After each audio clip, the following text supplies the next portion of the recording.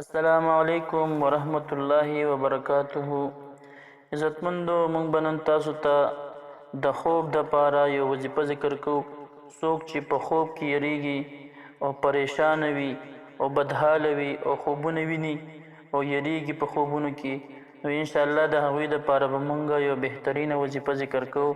خو د هغې نه وړاندې که چېرته تاسو زموږ په چینل باندې نوي یې، زموږ چینل سبسکرایب کړئ او د نورو ملګرو سره یې شیر کړئ. نو کم کس چې په خوب کې یریږي د هغوی دپاره دا وظیفه ده. دویم دا چې د کم کس تبه وي نو هغوی هم دا وظیفه کولی شي او د دې نه تعویض جوړولی شي. دریم دا که د کم ښځې او خاوند په مابین کې نفرت وي نو دا آیات مبارک چې ولیکي او په اوبو کې وسولي او خاوند لی ورکي، نو الله جل شانه به هغه نفرت په محبت سره بدل کي.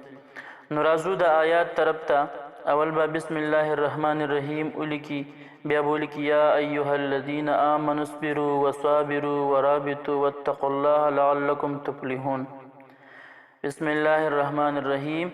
یا ایها الذین آمنوا اصبروا وصابروا ورابطوا واتقوا الله لعلکم تفلحون. دا آیات مبارک په ولیکي او تعویض به ترې جوړ کی او په غاړه کې به واچي.